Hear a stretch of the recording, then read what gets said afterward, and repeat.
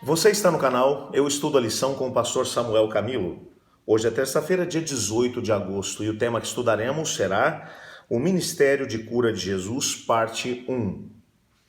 Muito obrigado pela sua companhia, muito obrigado por gastar esses momentos para poder estudar conosco a lição da Escola Sabatina.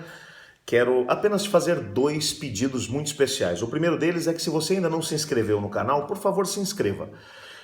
Nós gostaríamos de saber até onde estamos chegando com o estudo da lição da Escola Sabatina. E o único método que temos para isso é a sua inscrição no canal. O segundo pedido que eu quero fazer é que se você for abençoado por esse vídeo, então que você deixe o seu like, para a gente saber se está conseguindo chegar com a mensagem até o teu coração. Muito obrigado.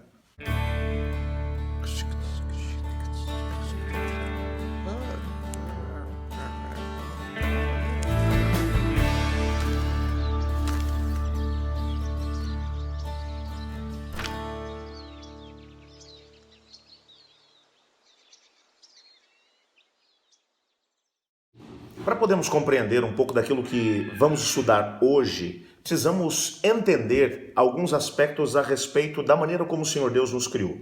Quando vamos para Gênesis no capítulo 1 e capítulo 2, que são os capítulos que vão mencionar a criação da humanidade, nós percebemos que Gênesis 1, 26, que menciona que Deus criou o homem à sua imagem e semelhança, a imagem de Deus no ser humano, ela se manifestava de três formas bem claras. O homem era semelhante a Deus no aspecto físico, portanto, ele era parecido com Deus na sua aparência física. Ele também era parecido com Deus na sua capacidade mental, a capacidade de pensar, de tomar decisões, que é um atributo que você vê em Deus, e ao mesmo tempo com a capacidade espiritual, a capacidade de se relacionar com Deus. Portanto, Deus criou a humanidade parecida consigo mesmo nesses três aspectos. Entretanto, quando o pecado entrou aqui no nosso planeta, o que aconteceu foi que a imagem de Deus no ser humano ela foi deslustrada. No livro Educação, Ellen White vai mencionar exatamente isso, que com a entrada do pecado, a imagem de Deus no ser humano se obliterou, se tornou confusa, ela começou a desaparecer. E o ser humano começou a desenvolver a imagem do rebelde, do anjo rebelde, que é violento, que é egoísta, que é ingrato, que é imoral. As mesmas características dele começaram a se evidenciar dentro do contexto da humanidade. Por quê? Porque é um princípio bíblico que é mencionado que pela contemplação nós somos transformados. Quando Jesus vem até aqui à Terra, o grande propósito dele era fazer com que a imagem de Deus pudesse ser de novo estampada dentro do ser humano.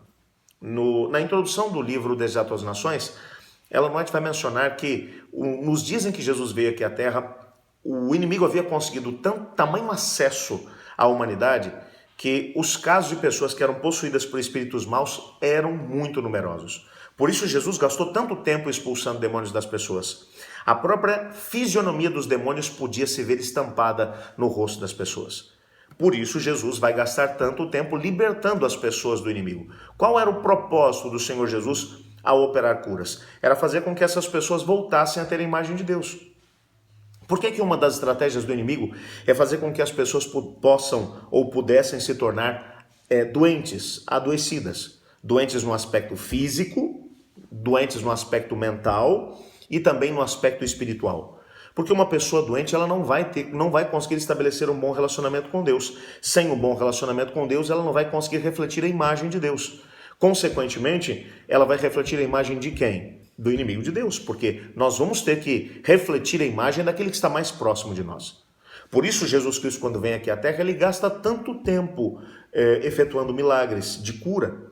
Quando olhamos para os 4 evangelhos, nós percebemos nitidamente Jesus operando mais milagres, curando mais pessoas do que ensinando propriamente. Os capítulos que vão mencionar as curas que Jesus fez, vão dominar a narrativa dos evangelhos. Os evangelhos vão mencionar um Cristo em ação, um Cristo que o tempo todo, em todos os lugares aonde ele vai, ele está curando pessoas. Marcos, principalmente, vai mencionar que Jesus, na região da Galileia, ele ia para alguns lugares e passava por algumas aldeias e vilas onde ele curava absolutamente todos os enfermos. Por que gastar tanto tempo com isso? Se você for muito honesto e parar para poder pensar, puxa, Jesus curou uma série de pessoas e todas elas morreram depois. Nós não temos relato de que Jesus tenha curado alguém e tenha levado essa pessoa para o céu com ele. O próprio Lázaro, imagine, Jesus ressuscitou Lázaro depois que ele já estava em decomposição e o Lázaro voltou a morrer, está na sepultura ainda hoje. Por que Jesus gastou tanto tempo curando as pessoas? Quando nós analisamos os milagres efetuados por Jesus, na maior parte deles nós percebemos Jesus tentando não apenas dar a cura física para o indivíduo, mas também dar a cura física. Mas ele procurava curar o indivíduo no aspecto físico, na doença física que ele tinha, no aspecto mental. E eu te dou um exemplo disso. O indivíduo que foi até Jesus era um paralítico, Marcos vai mencionar de forma bem clara isso. Eles tiram o telhado da casa de Pedro para poder descer o indivíduo na maca, e Jesus olha para ele e diz: perdoados são os seus pecados. O que Jesus estava fazendo através desse gesto? Ele estava curando a mente desse indivíduo. E com uma mente culpada, talvez pelos próprios desmandos que ele tivesse cometido no decorrer da sua vida, precisava de cura física e de cura mental. E logo na sequência ele diz: para que vocês saibam que eu tenho autoridade para perdoar pecados, levanta-te, toma o teu leito e vai para a tua casa. E Jesus curava também no aspecto espiritual. Todas as curas, você percebe que os indivíduos que eram curados, eles mantinham uma relação com Cristo Jesus. Então, nessa perspectiva, nós percebemos que o objetivo principal de Jesus era fazer com que a imagem de Deus, que de alguma maneira havia se deslustrado na vida das pessoas, que a imagem de Deus pudesse voltar a ser uma realidade na vida das pessoas. Há um parágrafo aqui do pastor Mark Finley que merece ser mencionado aqui no nosso estudo hoje. Diz assim, o último parágrafo: o ministério de cura de Cristo incluía muito mais do que cura física e emocional. Ele ansiava que as pessoas voltassem a experimentar a plenitude que havia sido destruída pelo pecado. O pecado, ele consegue aquilo que é o impensável. Ele consegue extrair do indivíduo o desejo de poder viver, o desejo de poder experimentar o melhor dessa vida junto com Deus.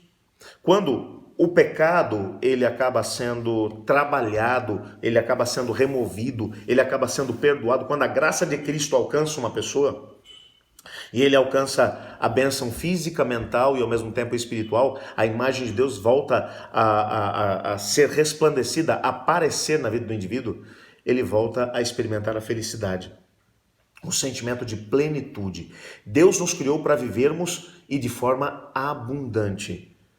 Mas quantas pessoas hoje não conseguem isso? E hoje nós somos chamados de alguma maneira para poder conseguir de alguma maneira fazer aquilo que Jesus fez enquanto esteve aqui na Terra.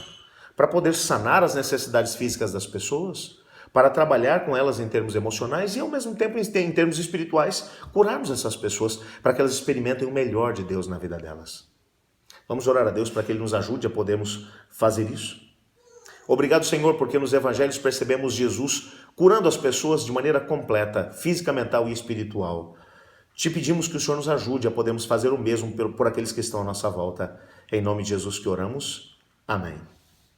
Bom, amanhã, quarta-feira, dia 19 de agosto, continuaremos estudando o Ministério de Cura de Jesus, parte 2.